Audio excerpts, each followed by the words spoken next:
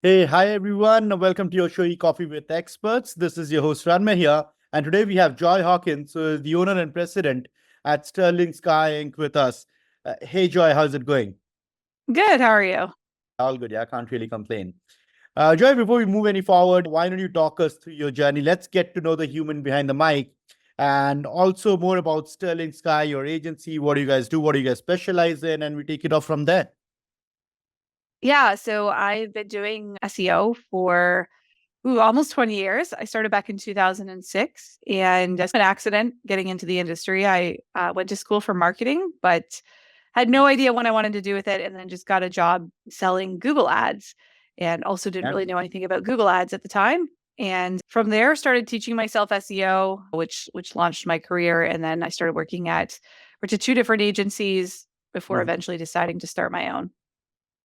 And then what inspired you to do that? That entrepreneurial gig, where does it come from?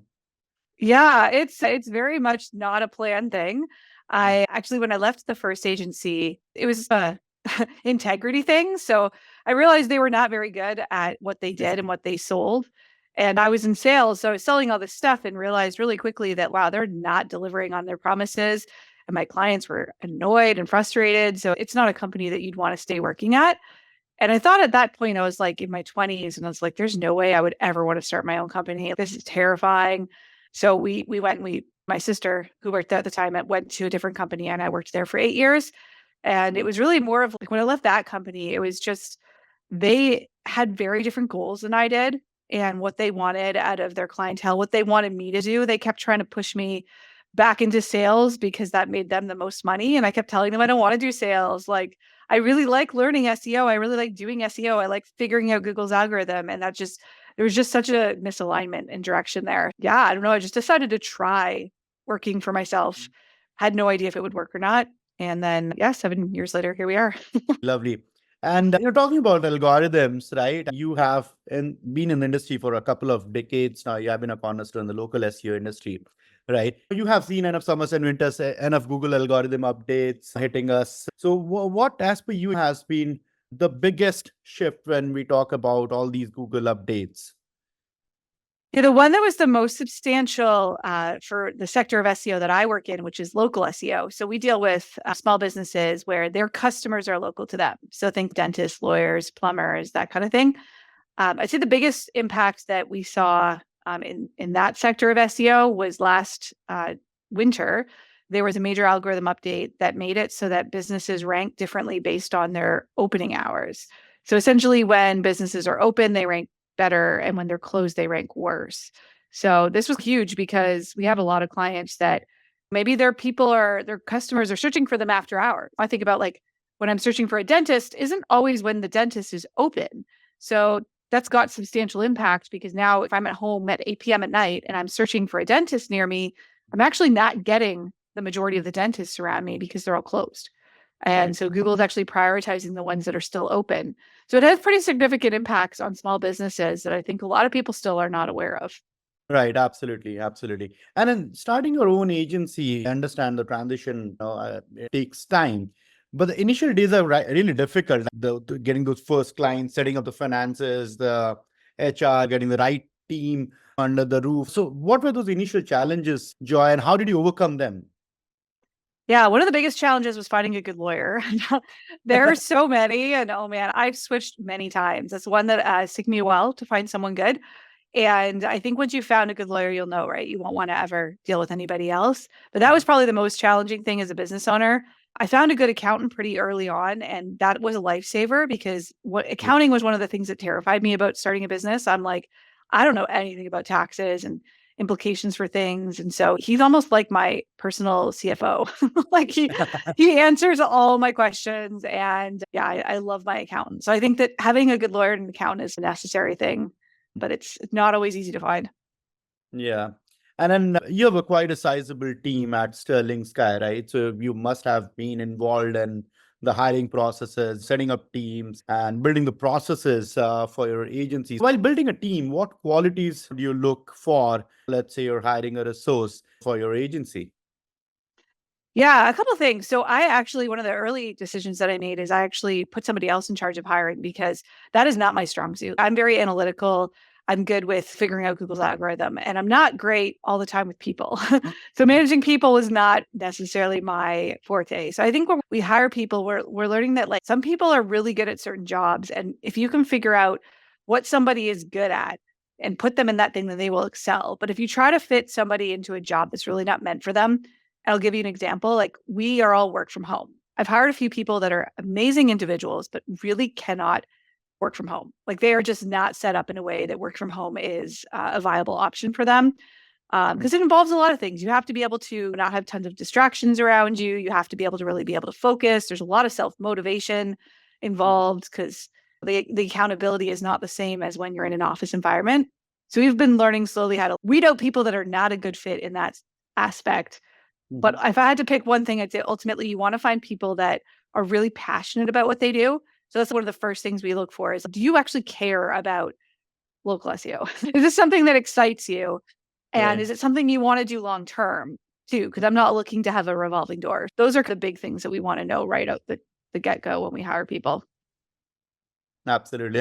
Passion is very critical in terms of whatever you want to do in life, not only in job, but otherwise as well. Given your extensive experience in local SEO, right, you're quite a name in the space. So what do you believe is the most critical aspect of local SEO and that small businesses often overlook? Yeah, I would say these days it's as simple as just not doing the fundamentals of SEO. So a lot of business owners really neglect their website and they don't look at it from a strategic perspective. A lot of them just, for example, the ones that do actually look at their website, they'll just publish constantly. So they'll be like, "Oh, I have to publish a new article every week," which is not always a good idea. Like we've seen lots of cases. We've had clients where they'll send us article after article and they're like, "We want you to publish and optimize this," and they do nothing. Like these articles don't rank, they don't get traffic, and they're not useful to users. And I think having a really strategic approach to content where it's not a volume thing, like I think people look at that as a KPI and it really shouldn't be a KPI. Going back and spending more time on the small number of pages that you have that actually lead to conversions will go a lot further. So I feel like that's one of the things that we see a lot of small businesses miss. And then what is your take on the Google algorithm leak that happened recently? And how do you think the local search strategies is going to get impacted with that? It confirmed a lot of things for me, which was great. Like things that people thought were controversial, like one of them being just click-through rate impact ranking. And if people click on your listing or your business on Google, does that help you? And we've known for a long time, yes, definitely does. And there's systems that they have to detect fake clicks and things like that, but they're not Mhm. perfect. So we've known that for quite a while. We've done a lot of testing on it, but it was really fascinating to see that the documents confirmed some of those things. And I think it put some of the skepticism to rest. Yeah, and it does suggest a potential shift towards conversational search. So, how do you think it is going to impact the local search and voice search optimization? So far, a lot of the updates Google's been doing, I think, are really good for small businesses. What we've been seeing is that if you have an established brand and let's say you're a local lawn care company, as long as you have customers and people are searching for your name, your business name, things like that, you should be relatively safe from some of these updates that you hear people saying are killing off SEO. The sites that they're killing are sites that were made just to rank on Google and gain affiliate traffic. There's a lot of them out there, like thousands upon thousands of websites that just got completely crushed in the last year. Yeah, And they aren't real businesses. They're like literally pages that are sending traffic to other pages. And yeah, Google's like, why would I even bother ranking these? Small businesses don't do that. They're not sending anybody elsewhere. They are fulfilling the customer. So if I'm looking for a lawn care company is giving me exactly what I'm searching for. So I think small businesses have been protected in that way. And a lot of people were saying that local SEO was not really impacted in a negative way in the last year at all, whereas a lot of other parts of SEO were. So I'd say it's a good time to be in local SEO.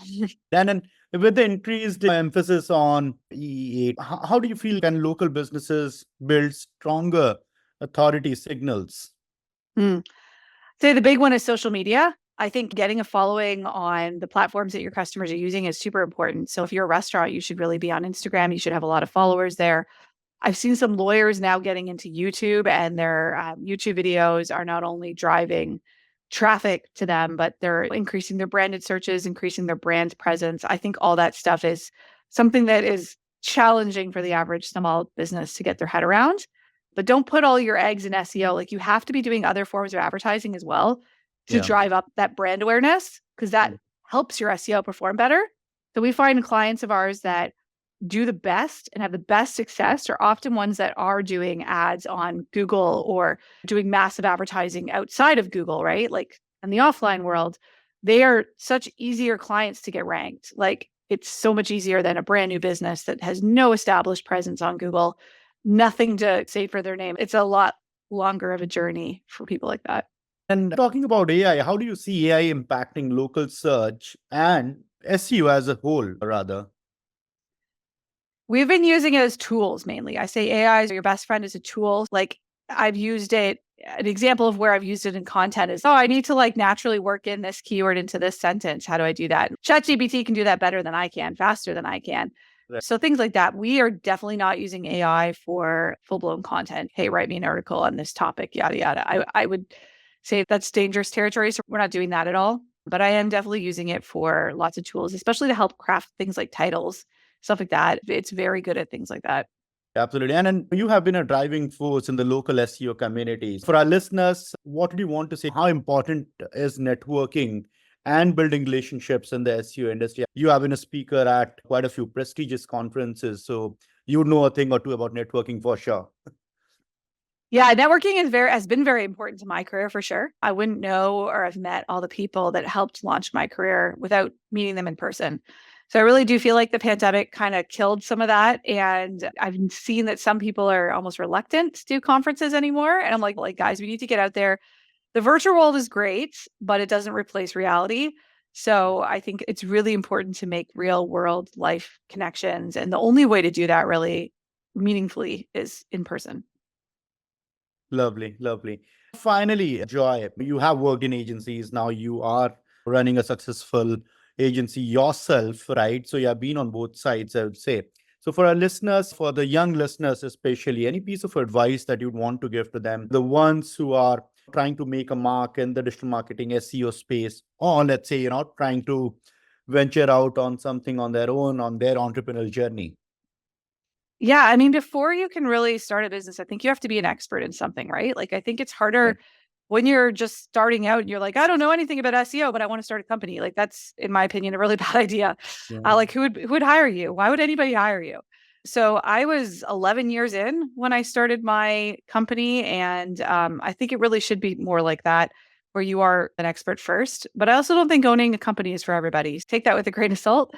As far as learning goes and like getting further in the industry, I think becoming an expert is the thing everybody wants to know how to do. For me, it was like helping out in forums. I started answering threads in forums. Forums are very much still a thing, which is crazy. So we have the local search forum that's owned by Sterling Sky, and I'm also a moderator on Google's forum for the Google Business Profile community. And I learn a lot by helping people, right? Seeing their problems, seeing the challenges that come up, that actually makes me better at my job.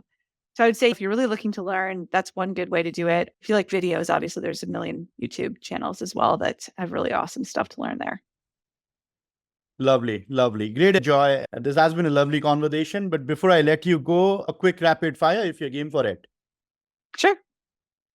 All right, your last Google search. Oh my. Sorry. I'm trying to think. I like literally just got on here.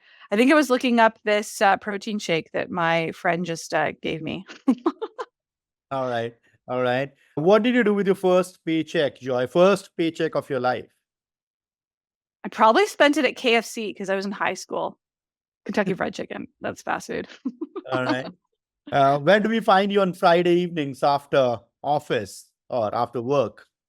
Oh, that one's easy. I'm usually playing board games with my board game group. All right. Great. I will not grill you any further. You have been a sport, Joy. Thank you so much once again for taking out time to do this with us. Really appreciate it. Yeah. Cheers. Thank you.